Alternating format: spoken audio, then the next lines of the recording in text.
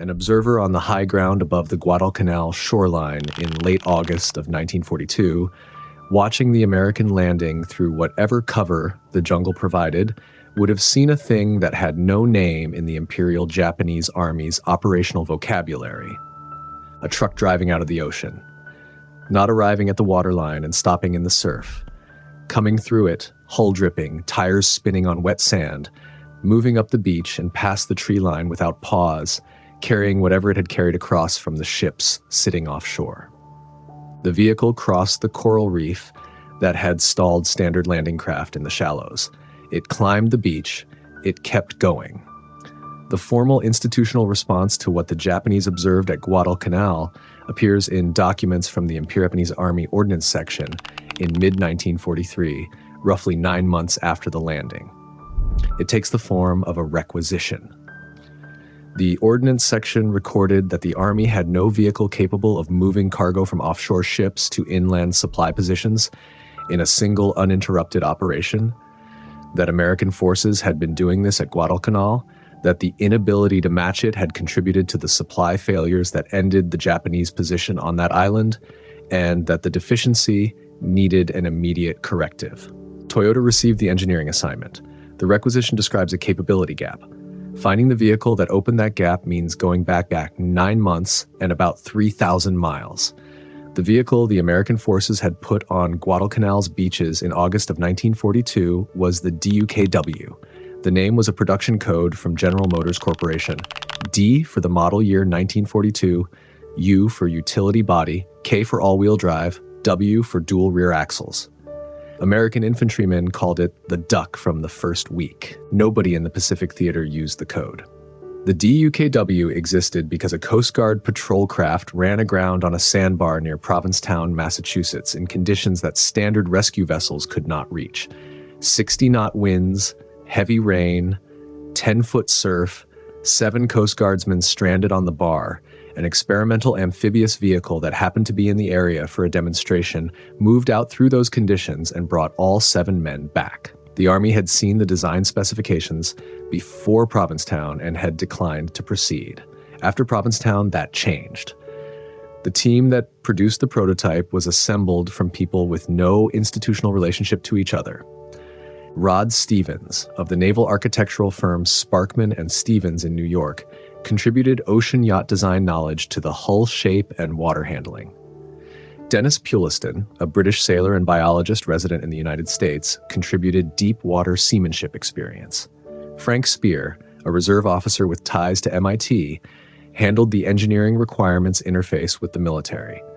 General Motors Corporation provided the starting point. An existing 2.5-ton military truck called the CCKW, a proven design already in mass production, served as the mechanical foundation.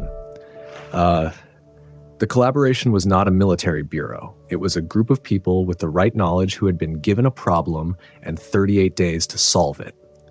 What came out of those 38 days was a sealed hull built around the truck's frame and drivetrain with a propeller driven by a power takeoff from the engine, a rudder for water steering, and a system for adjusting tire pressure from the driver's seat. That last feature was not incidental.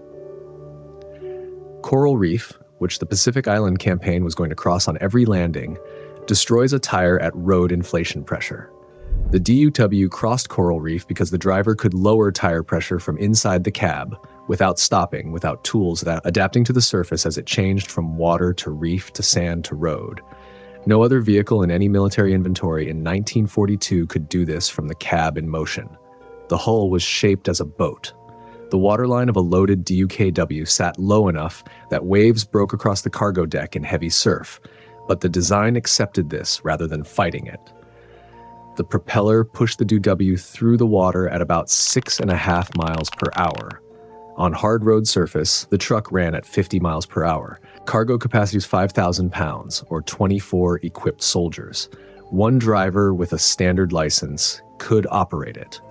The Army had declined this vehicle before Provincetown because no one had built procedures around it. What made the distinction between waterborne and land transport matter operationally was a problem that had not been named: the transfer problem. Every time cargo moved from one vehicle to another, the transfer was a delay, a risk. and a labor cost. A load that came off a ship to a landing craft, unloaded at the waterline to a waiting truck, driven from the beach to an inland dump, had crossed 3 transfers before reaching its destination. The DUKW eliminated 2 of those transfers. The driver who loaded from the ship in the anchorage offshore could deliver the same load to a position miles inland without changing vehicles and without touching the cargo. The operation needed no dock, no prepared beach, and no intact bridge over the surf zone. When the Allied invasion of Sicily went ashore in July of 1943, the seas were running badly. Conventional landing craft were losing control in the surf and grounding on the beaches in conditions they were not designed for. Patton's forces had roughly 1,000 DUKWs in the assault. They loaded from ships in the anchorage, came through the surf, climbed the beaches, and drove inland through conditions that had stopped the Navy's landing craft. Artillery pieces that would have demanded a prepared beach to unload were driven from ships to gun positions in a single trip. Ammunition that would have been staged on the beach and moved again arrived at the units that needed it before the beach staging area was even organized. The Sicily operation confirmed what Guadalcanal had suggested. The DUKW was not a specialized tool for exceptional conditions, but the standing answer for putting cargo ashore. What the supply chain built on the DUKW rested on was not the vehicle in isolation. The DUKW was a truck modified for water. What separated it from everything Japan produced in response was the system that had created it. A yacht design firm and a naturalist and an MIT engineer and a major automotive manufacturer, brought together because they had the relevant knowledge rather than because they belonged to the correct bureau, given a problem in 5.5 weeks. What they could not have done individually, the combination produced. The IJA Ordnance section gave the assignment to Toyota, which was probably the best single choice available in Japan's industrial landscape at that moment. The company had been building military trucks under Army contract throughout the war and had engineering capacity that could be redirected to a new design problem. What it could not draw on was a collaborative consortium assembled from outside the institutional structure because the required knowledge was outside it. The company adapted an existing truck chassis for amphibious use, produced a sealed hull with a propeller and a steering arrangement, and delivered a vehicle capable of crossing water and land with a 2-ton cargo load. They did this in months. That was fast. The vehicle they delivered was called the Tsuki. It entered service in the last months of 1943. It had no rudder. Steering in the water depended on varying the drive and on the limited effect of the front wheels, an arrangement that made handling in moving water and heavy surf less predictable than the DUKWs. The hull carried 5 millimeters of armor plate. The cargo capacity was 2 tons, about 80% of the DUW's load.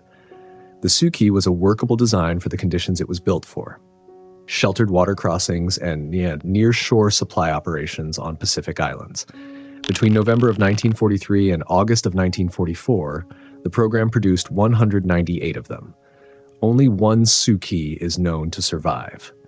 A corroded hulk on the island of Ponape, which the Allies bypassed during the campaign, and from which, after the surrender, no one found it worth the effort to recover.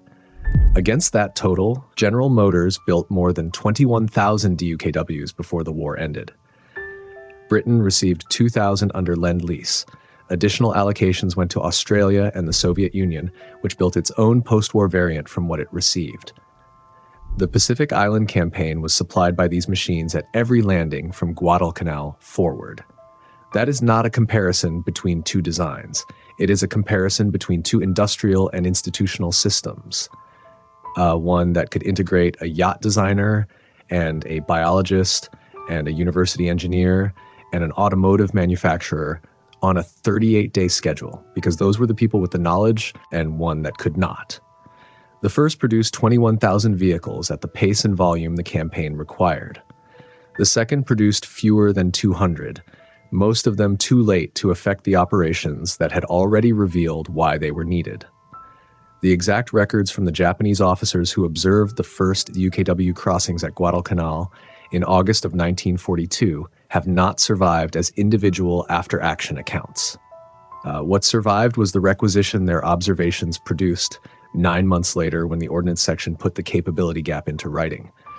By the time Toyota had its answer in production, the landings at Tarawa, Kwajalein, Saipan, and Guam had already been supplied by the thing the requisition was trying to match. The officer who stood on the high ground above the Guadalcanal beach in August of 42 watched trucks come out of the ocean and had no name for them yet. The IJA Ordnance section 9 months later had a name and an order. Toyota, 9 months after that, had a vehicle. The gap between what was ordered and what was already rolling through the Pacific by the time it arrived is what the numbers show. The logistics architecture the Pacific War ran on is what this channel traces. Subscribe and stay for the rest of it.